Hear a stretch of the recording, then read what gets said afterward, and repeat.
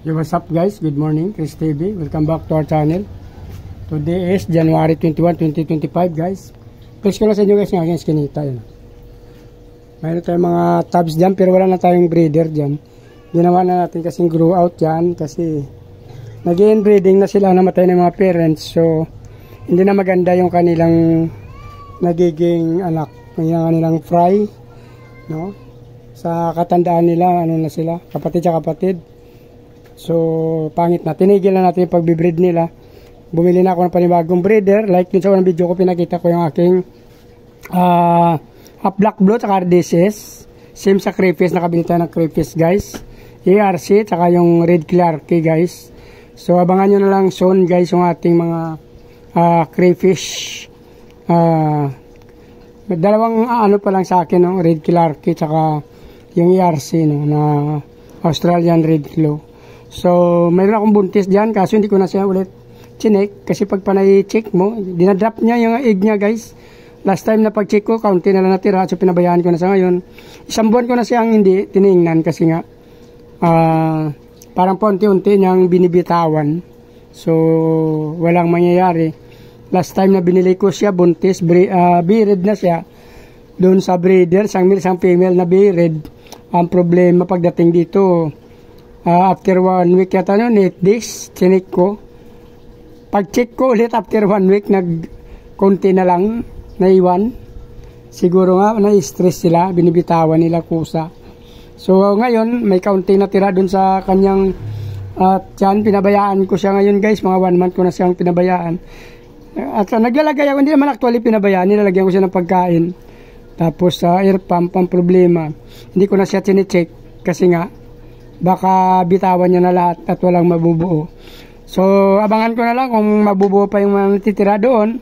So, nagpahabol naman tayo ng isang quadro. Tsaka isang quadro na Australian red claw. Tsaka isang quadro na red clarke guys. So, ibig sabihin sa quadro guys, 2 female and 2 male. Yun ang quadro na nakuha ko. 2 quadro. Tsaka yung sinabi ko nga yung unang buntis. Pero hindi ko na chinik ngayon. Flex ko na sa inyo guys kasi meron ako ditong ano. Yung breeder natin ng Tiger Music ano. Nakailang panganak nito sila guys. Mga 4 na siguro. Actually kasi marami sila dyan. Ilan ang female dyan? 4. 4 din na male yata. 5 male pala oh. Namatay na siguro ibang female nilagay ko dyan. Kaya 4 na lang natira. 4 din na male. Ayun, mayroon tayong kukunin dyan ng mga fry guys. Yan, oh. Actually, siguro mga 2 weeks na yan sila dyan.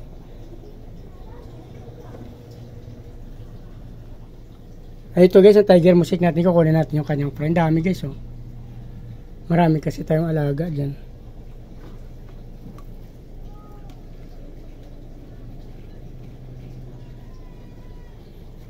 Mga 2 weeks na siguro to guys, pinabayaan ko lang.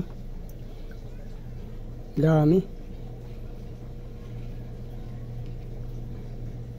Hindi ko alam kung ilang female ang nag-drop dito guys, dami oh.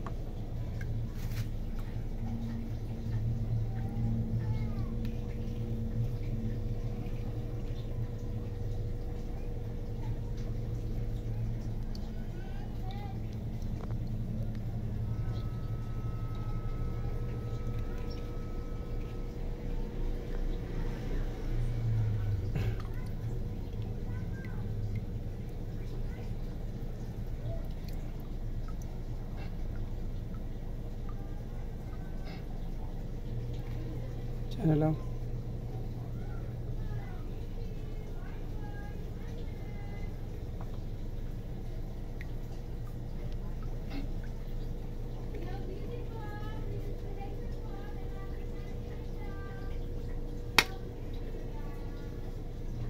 Dami.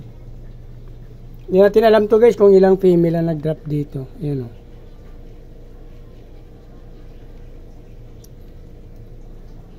Baka 2. Mayroon kasi ibang medyo malaki konti. Yung iba naman mas maliit.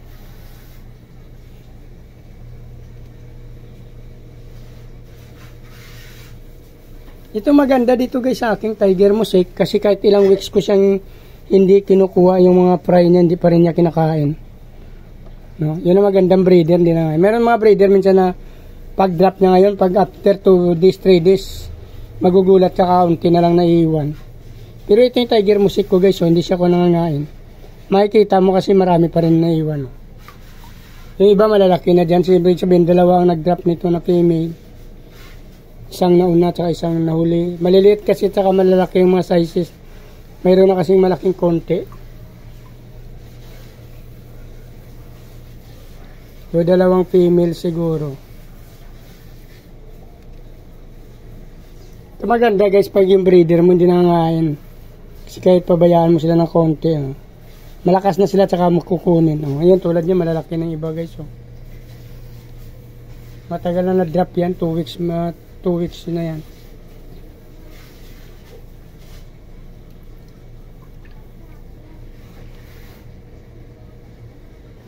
Dami guys, Tiger Mosaic. Hindi pa natin nasimot pero ito pala nakuha natin. Yan.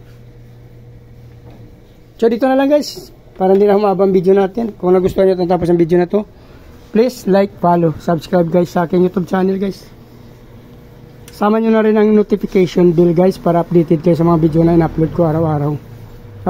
Pag-follow nyo rin ang Facebook page, Chris Molieno. Maraming salamat at mabuhay kayo hanggang gusto nyo. Bye-bye! Good morning!